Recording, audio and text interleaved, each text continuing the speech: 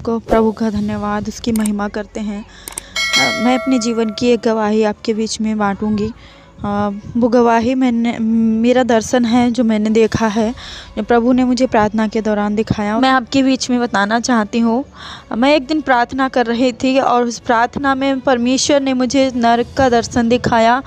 मैंने जब नरक को देखा तब मैं उस नरक की तड़पन से तड़प उठी, मैं व्याकुल हो उठी। और मैं आपको बताती हूँ कि वहाँ पर कैसी कैसी पीड़ा है जो मैंने अपने शरीर पर सही है। मैंने उस पीड़ा में गुजारा है वो टाइम। मैं 1 घंटा लगातार प्रार्थना के बीच उस नरक के बीच में रही।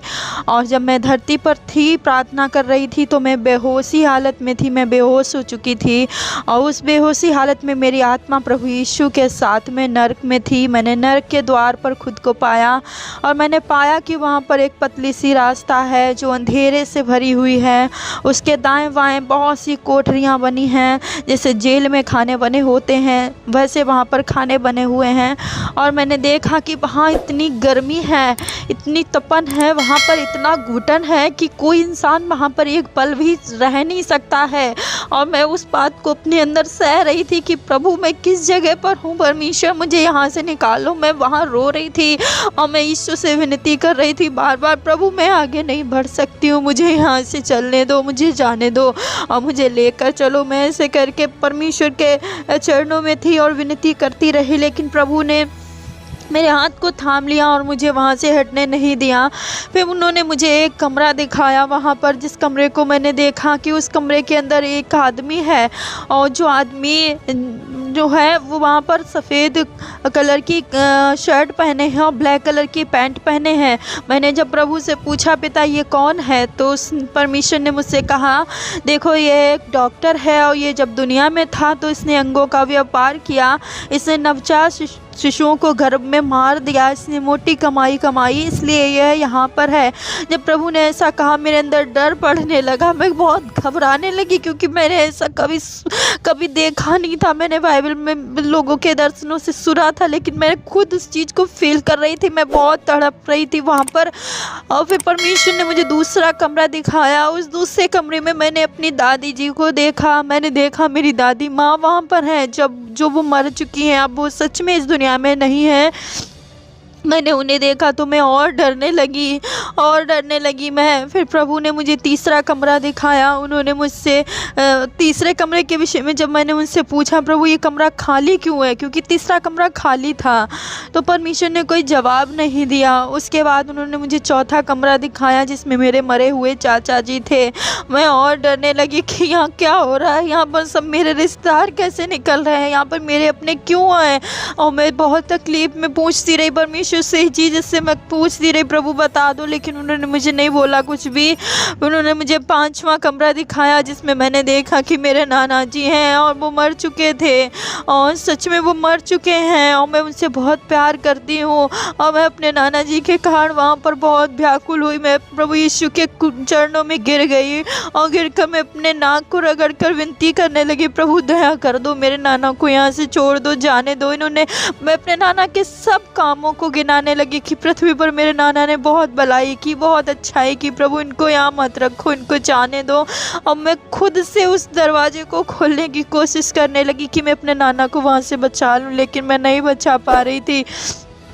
ऐसे करके वहाँ पर मेरे साथ होता रहा। मैं बहुत तकलीफ़ में पड़ी रही और मैं बिल्कुल बेसुध रही। मेरे अंदर बिल्कुल ऐसा लगता था कोई सामत नहीं बची। फिर जीसस ने मुझे अपने हाथों से उठाया। मैं ज़मीन में उनके पैर में पड़ी थी तो उन्होंने मुझे उठाया। जब मैंने देखा कि यीशु मसीह मुझे उठा रहे हैं और वो रो रहे थे, उनकी आंखों में बहुत आंसू थे, वो रो रहे थे। उन्होंने मुझसे कहा बेटी देखो, मैंने तुम्हारे ख़ानदान पर जो अनुग्रह नहीं किया वो अनुग्रह तुम्हारे परिवार पर किया है। और देखो ये तीसरा कमरा जो तुम खाली देखती हो ये तुम्हारे लिए है और ये तुम्हारे परिवार के लिए है। यदि तुम मेरी विधियों को ना मानोगी, यदि तुम निश्चिंत रहोगी ज़मीन पर कि मैं स्वर्ग ही जाऊंगी, और तुम मेरे काम को पूरा ना करोगी, मेरे स्वभाव में ना जियोगी और लोगों को ना बताओगी इस बारे में, और लोगों के लिए प्रार्थनाएं नहीं करोगी अगर, तो तुम्हें भी यहाँ तीसरे कमरे में आकर रहना होगा। जब मैंने ये बात सुनी कि वो कमरा मेरे लिए है, मैं टूट गई। मैं पूरी तरह से टूट गई और मेरे पैर से लगता था ज़मीन निकल गई, कुछ बचा ही नहीं मेरी लाइफ में। जिस स्वर्ग को जाने के लिए मैं मेहनत कर रही हूँ, जिस स्वर्ग को जाने के लिए मैं फास्टिंग प्रेयर सब कुछ करती हूँ, लेकिन परमेश्वर ने कह दिया वहाँ नहीं बल्कि नरक में तुम्हारे लिए कमरा है। मैं बहुत उदास हो गई और रोने लगी। वहाँ पर बहुत पश्चाताप मैंने किया। अब वो जलन मेरे शरीर से हट नहीं रही थी, वो घुटन मुझ पर पूरी तरह हावी थी। और फिर इसी से परमेश्वर ने मुझे छठा कमरा दिखाया। छठे कमरे में मैंने एक औरत को देखा। वो औरत जो थी उसके जो बाल थे वो कीड़ों से बने हुए बाल थे। उसकी नाक में केंचुए की नथुनी पहने थी। उसके कान में जो बिच्छू थे वो लटके हुए थे, टॉप्स थे बिच्छुओं के, जिंदा थे वो सब कीड़े उसके ऊपर। और मैंने उसके कंगन की जगह, पायल की जगह, कमरबंद की जगह सांपों को लिपटे देखा। फिर प्रभु ने कहा देखो ये डांसर है, ये नाचती थी दुनिया में इसलिए ये यहाँ पर है। फिर उन्होंने मुझे सातवां कमरा दिखाया। सातवें कमरे में मैंने बहुत सुंदर से लड़के को देखा जिसकी उम्र 21 से 26 के बीच होगी।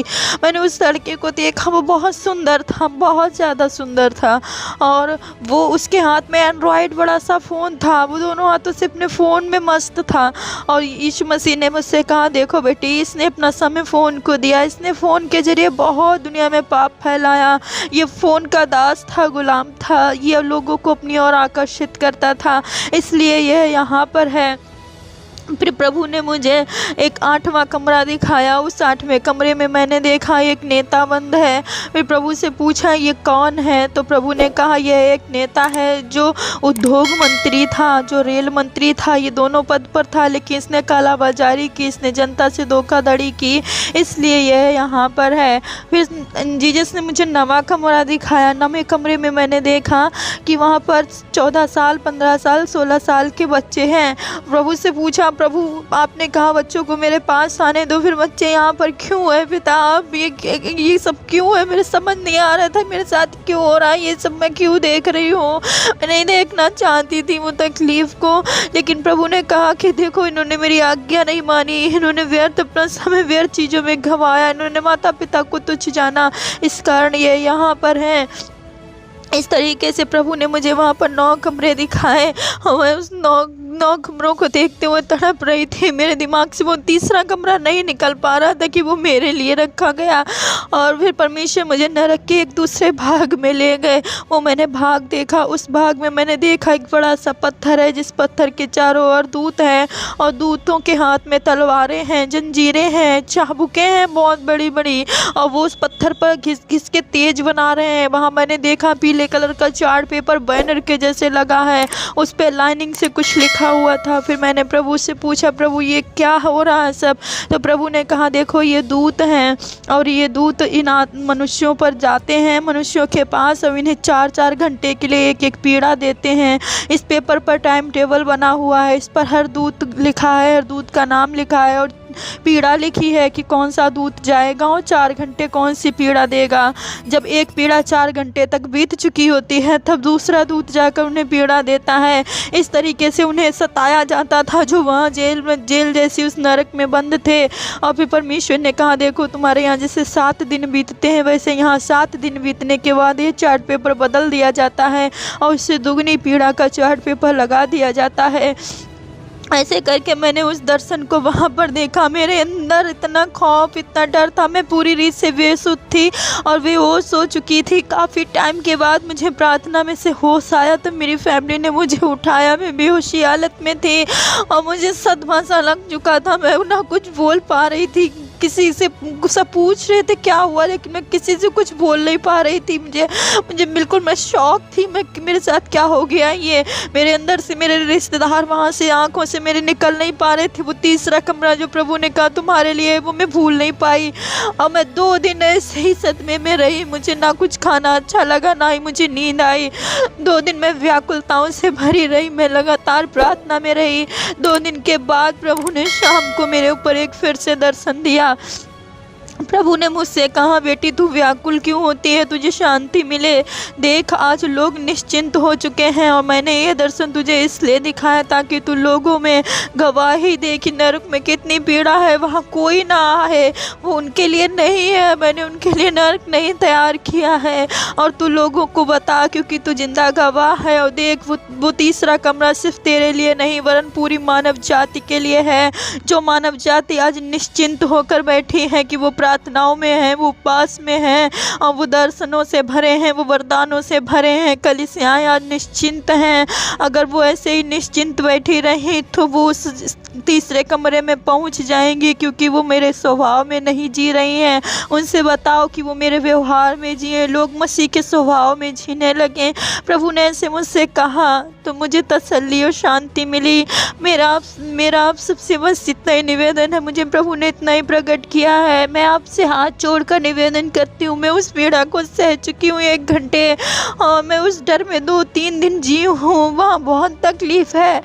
अपने अपने परिवारों के लिए ज़रूर से प्रार्थना करें, अपने जीवन को अच्छा बना लें। कभी वहाँ जाने की कोई भी कोशिश ना करें, गलती से भी वहाँ मत कोई भी अपने कदम को बढ़ाए। जो इस ऑडियो को सुने आगे ऑडियो को पहुंचाए ताकि लोगों तक ये वचन जाए। वहाँ की पीड़ा असहनीय है, वो मैं अभी तक अपने ऊपर सह रही हूँ, मैं निकल नहीं पा रही हूँ उससे। वो गर्मी उस दुनिया की गर्मी से बहुत अलग है, वो बहुत अलग गर्मी है, वहाँ पर बहुत अलग घुटन है। वो अजीब सी घुटन है, वो मार देने वाली घुटन है, लेकिन मौत नहीं है वहाँ पर मौत नहीं है। प्रभु ने ऐसे करके मुझसे बात की, मुझे दिखाया। उसके बाद परमेश्वर में आपसे यही कहना चाहती हूँ कि प्रभु का आगमन बहुत निकट है। यीशु मसीह बहुत जल्दी ही आने वाले हैं और वो हमें लेकर जाएंगे, लेकिन हमें चुनना है कि हमें नरक में जाना है या स्वर्ग में जाना है। मेरा सबसे निवेदन है आप लोग अपने जीवन को अच्छे से तैयार करें ताकि प्रभु में हम सब स्वर्ग में मिलने पाए। नरक हमारे लिए नहीं बनाया गया, वो पीड़ा अपने बेटों को, बच्चों को, बेटियों को कभी नहीं देना चाहता है। मेरा आपसे विनती है, निवेदन है, इस ऑडियो को लोगों को बताएं, अपने अपने मसीही परिवारों में बांटें, हर एक जन तक इस बात को पहुंचाएं। प्रभु इस आवाज़ के द्वारा, इस गवाही के द्वारा, इस दर्शन के द्वारा आप सबको बहुत आशीषित करे। मेरी परमेश्वर से प्रार्थना है कि हम सब अपने अच्छे जीवन को बना लेने पाएँ, क्योंकि प्रभु का दिन निकट आ चुका है और परमेश्वर किसी भी घड़ी प्रभु यीशु हमारे लिए आने वाला है। यीशु आने वाला है, अब हमें जागना है। यीशु आ रहा है। प्रभु का धन्यवाद करते हैं। आप सबको प्रभु बहुत आशीष दे। सबको प्रभु यीशु के नाम में जय मसीह।